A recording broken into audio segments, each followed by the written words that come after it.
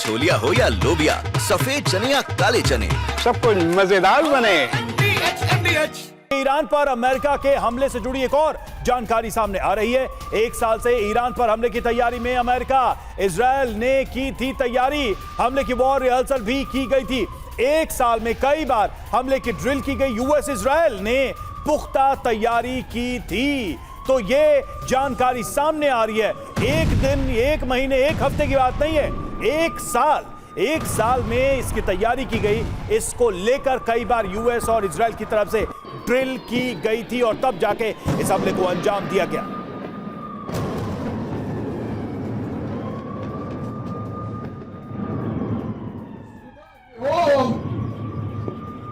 और देखिए, हमले पर अलग अलग दावे सामने आ रहे हैं। यूएस हमले के बाद इजरायल का भी एक फैसला सामने आया है। क्या है वो फैसला, आपको बता दें। इजरायली एयर स्पेस को बंद कर दिया गया है। ये बड़ी जानकारी, बड़ा ऐलान। इजरायल की तरफ से लैंडिंग और टेक ऑफ पर लगाई गई है रोक। ईरान हमलों की आशंका को देखते हुए ये फैसला लिया गया है। तो फिलहाल इजरायल के एयर स्पेस को बंद कर दिया गया। लैंडिंग और टेक ऑफ पर रोक लगा दी गई है।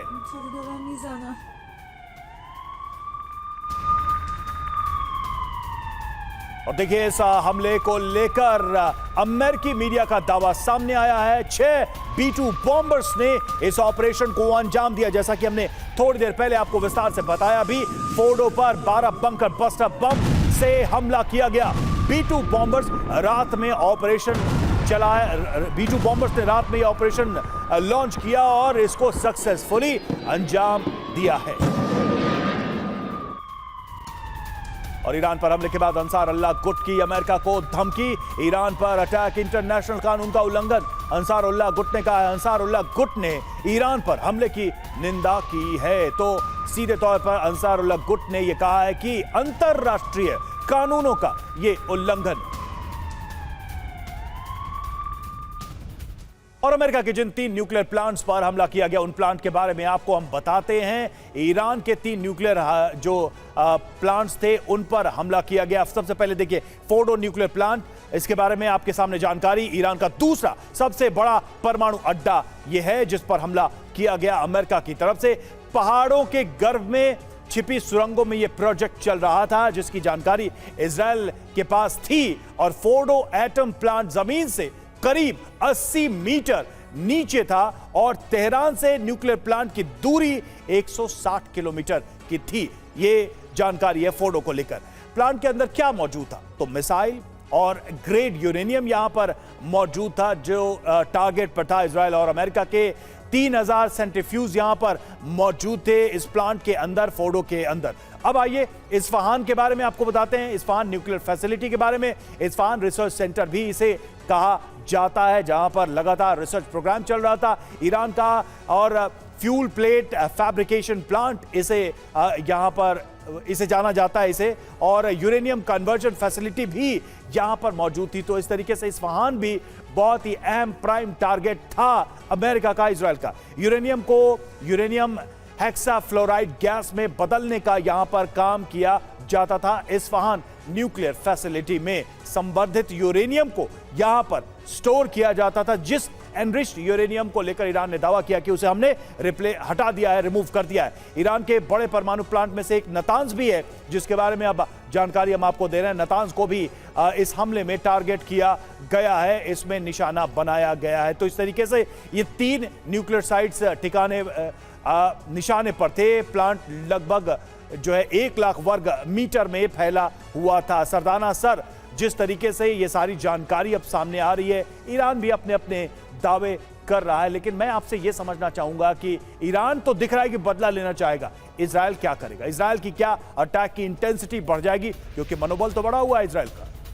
देखिए, ये अटैक बहुत पहले से ही प्लान था, क्योंकि आप देखेंगे कि आज पहली बार हो रहा है कि ईरान को सीधा सेक लगा है। ईरान ने अपने प्रॉक्सीज के थ्रू, चाहे हमास हो, हिजबुल्लाह हो, चाहे हूती हो, एक प्रॉक्सी वॉर लड़ी थी। लेकिन आज पहली जब इन तीनों का खात्मा होते जा रहा था, इजराइल ने इन तीनों खत्म करने के बाद आखिरकार उनके आका ईरान पर आना ही था। और लेकिन ईरान इतना दूर है इजराइल से और उसकी जो एरिया है बहुत बड़ा है और उसकी क्षमता बहुत ज़्यादा है, इसलिए इजराइल को अमेरिका की आवश्यकता थी कि इस अटैक में उनकी मदद ले। लेकिन देखना यह है कि इसके बाद इसका परिणाम क्या होने वाला है। इसका परिणाम सिर्फ इजराइल पे नहीं होगा, अमेरिका पे भी होगा। ये जंग अभी बढ़ेगी, ये शांति की तरफ नहीं जाएगी, ये मेरा मानना है। तो आप ये कह रहे हैं कि इसका दायरा बढ़ने वाला है और इसका इंपैक्ट अमेरिका पर भी होगा। और देखिए, अमेरिकी हमले पर ईरानी सांसद का दावा सामने आया है।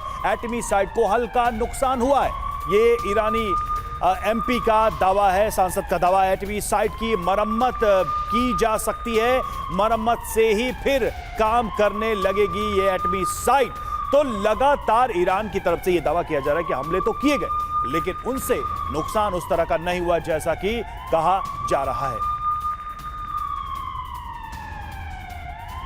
और देखिए, हमले के बाद ट्रंप ने नेतन्याहू से बात की है। हमले से पहले भी दोनों में बात हुई थी, हमले के प्लान को लेकर दोनों में चर्चा हुई थी और हमले के बाद भी दोनों ने बातचीत की।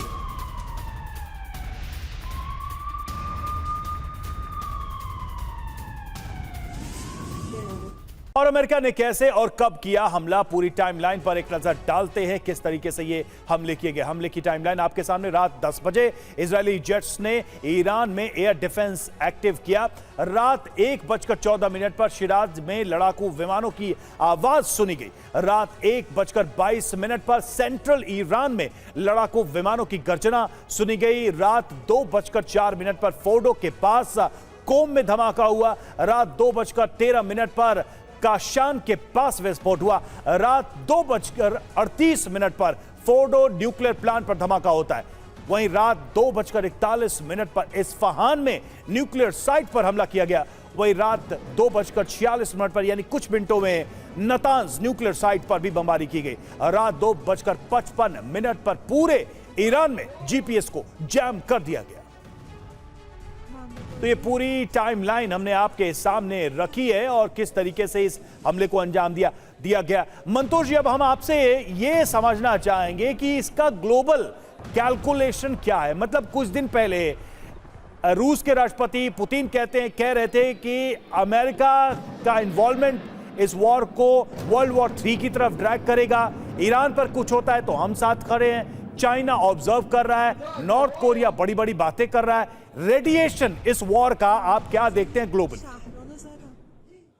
सबसे बड़ा तो ये अटैक से ये सिद्ध हो गया है कि रिगार्डलेस कोई भी देश हो, everybody should be running to build the nuclear power, nuclear weapon सबसे पहले। क्योंकि अगर आपको पास रहेगा, जैसे नॉर्थ कोरिया ने बना लिया है, 12 बम है उसके पास, कोई उसको टच नहीं कर रहा है।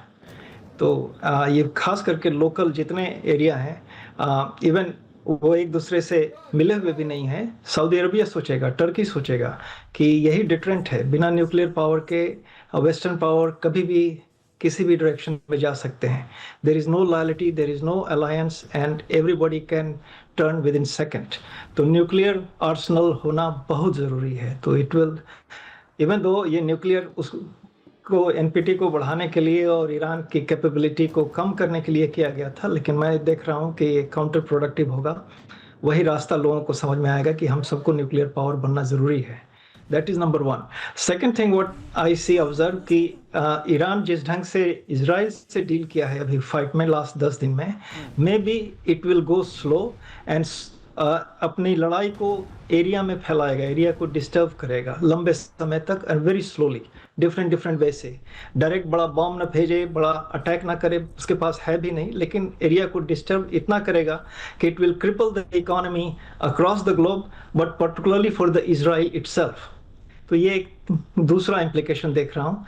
और इकोनॉमी गिरेगा तो वहीं पे तीसरा इक्वेशन आ जाता है कि where China and Russia will go. China को भी अपनी इकोनॉमी की काफ़ी चिंता है आज के सिचुएशन में। रियल एस्टेट प्राइसेस आप जानते हैं, तेल रशिया को बेचना है इराक वॉर को सस्टेन करने के लिए। तो अगर ग्लोबल इकोनॉमी गिरता है तो उसमें ईरान के जो दोस्त हैं उनको भी नुकसान होगा। तो यही ऑब्जर्व करने की दिक्कत है कि हाउ दे प्ले आउट। लेकिन या disturbance is going to play out for a long time. बिल्कुल, अब तो सारी बात है कि आने वाले दिनों में किस तरीके से सिचुएशन बदलती है या मूव करती है और कौन कैसे इस पर रिएक्ट करता है, कौन इस वॉर में इन्वॉल्व होता है, कौन बाहर रहता है, बहुत सारी चीजें इससे तय हो जाएंगी। अब छोलिया हो या लोबिया, सफेद चने या काले चने, सब कुछ मजेदार बने।